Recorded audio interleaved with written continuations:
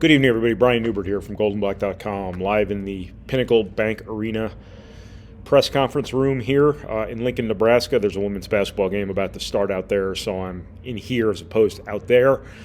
This is your rap video following goldenblack.com rap video, as opposed to all the other rap videos you're accustomed to seeing on nights of Purdue basketball games. This one following Purdue's 65-62 overtime win at Nebraska.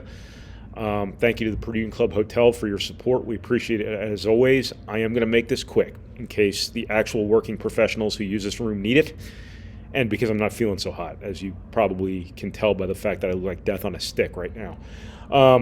Purdue wins 65-62 in overtime. Purdue was sitting pretty here for a while, up 14 in the second half, and then Nebraska goes on a run of kind of heat check three-point shooting. 3-point making, I should say, and all of a sudden Purdue's got a fight on its hands. Purdue winds up winning, kind of lucked into it maybe a little bit because Nebraska had a lot of great looks there off of all those offensive rebounds. Purdue kind of won in spite of itself to a certain extent, as I'll get into here in a moment. Purdue's winning formula, sort of betrayed it a little bit, and Purdue still gets a win in its first Big Ten road game. Purdue gave up too many second chances. 19 offensive rebounds for Nebraska. Purdue missed too many free throws. They were 12 of 20, including at least 2 missed 1-and-1s. Now, Nebraska missed a couple 1-and-1s too, but Purdue could have twisted the knife a lot more at the foul line than they did. Purdue comes up, empty on a lot of its best offense of the day. Purdue, got great shots the majority of this game. They got a ton of great looks from three. They got a ton of opportunities at the foul line. They got the ball at the rim a bunch of times in the second half, including one very unfortunate stretch for Purdue where they missed like 3 times at the rim in the span of like a minute. Now the one was a turnover. Ross-Ade missed Trey Kaufman-Renn at the rim. I'm being told now that Nebraska might have held Trey Kaufman-Renn and got away with a foul. That would stand to reason. But Purdue was never able to hit their four-man diving behind Nebraska's double teams, or if they did hit them, Purdue wasn't able to finish at the rim. Purdue just left a ton of points on the floor tonight. A lot of points. A lot of Purdue's winning formula at this point kind of betrayed it in this game. Nevertheless, they get a good win.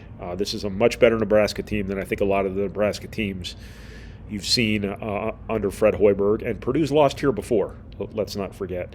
But I think this is the best team Fred Hoiberg's had. It's certainly the most solid. It's certainly the most cohesive and competent. So this could end up being a quad one win for Purdue. Obviously road wins in the Big Ten carry a lot of weight. There's a long season to go. It's only December. But this could end up being a quad one win for Purdue, and one they had to fight like hell to get. It was the first time this season somebody effectively took the ball out of Ross-Ade's hands. He only gets 7 shots off, and the first one was like a tip-in, and the second one was a lob dunk. I think he only took like 1 or 2, 3 maybe shots within an actual framework of an offense as an initial option. Nebraska did a good job making him get rid of the ball, but Purdue did a good job handling it. Purdue got great threes all game long, and that's sort of, I think one of the important factors for this team moving forward is kind of their three-point shooting. They're a good three-point shooting team, but I think there's been some opportunities here to start games where people are so consumed with consuming Ross-Ade on defense that they're giving Purdue a lot of great looks right from the get-go. And I've said all along, I think it's only a matter of time before Fletcher Loyer makes like 3 or 4 threes in a row to start a game, and all of a sudden you chase the opposing defense out of what they're trying to do to Ross-Ade. Today, Purdue gets they're 7 of 29 from 3. I'd probably say the vast majority of those 29 attempts were good, clean looks in rhythm. Just didn't make enough of them. Basketball can be that simple sometimes. For as much as we talk about the minutia, it ultimately comes down to making shots or not making shots. And this was a game where Purdue makes 3 or 4 more threes. That 14-point lead that they had in the second half might end up being the outcome in this game. Instead, it's Nebraska who makes a bunch of playground-style threes and ends up forcing overtime. Give credit to Purdue for oftentimes when you see a team surge like that to force overtime, you see the team that lost the lead reeling in overtime, kind of back on their heels, and they end up losing the game. Kudos to Purdue for steadying itself and keeping its poise, keeping its composure. You got to give a lot of credit to your two freshman guards here because, Braden Smith making those free throws in overtime, Fletcher Lawyer being your best player tonight, and the guy who responded to every difficult moment Purdue faced. Purdue doesn't win this game if their two freshman guards are freshmen in anything beyond simply the term freshman. If they carry themselves like freshmen, if they play like freshmen are supposed to, Purdue loses this game. I'll go all the way back to 2007. I cite this often. Purdue has Robbie Hummel, E'Twaun Moore, Jawan Johnson, Scott Martin in that freshman class, a bunch of newcomers.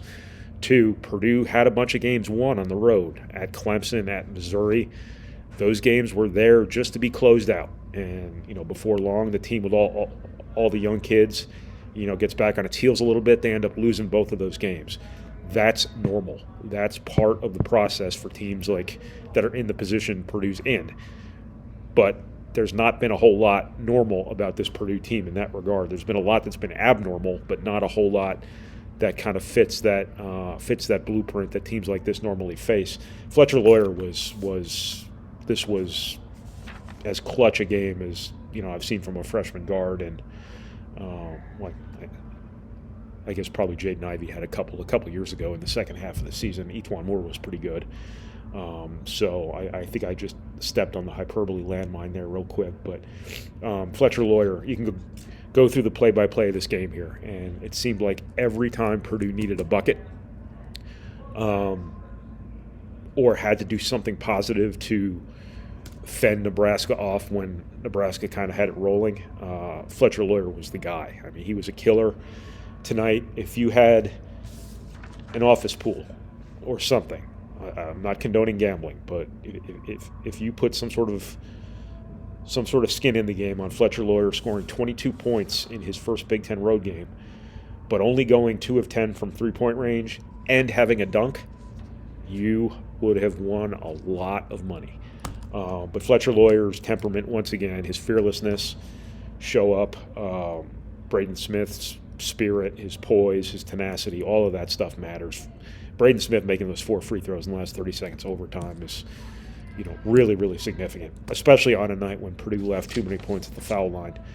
Again, Purdue is 12 of 20 at the foul line. That's 8 points right there. When you factor in the 2 1-and-1s, that's upwards of 10 points. Now, obviously, you're not going to make all your free throws every night, but if Purdue makes 5 more, if it shoots to its percentage, that's a big deal. The stuff Purdue had to overcome, you'd love to not have to overcome it, but the fact that you did, I think is really significant for this team and kind of par for the course for this group that just keeps finding ways to respond to situations and be really good when games are on the line. So another good win for Purdue. Again, this could be a quad 1 win here in a couple months. You never think of Nebraska that way, but it's time to, because this team is a team that's going to win, a handful of Big Ten games this year, I think.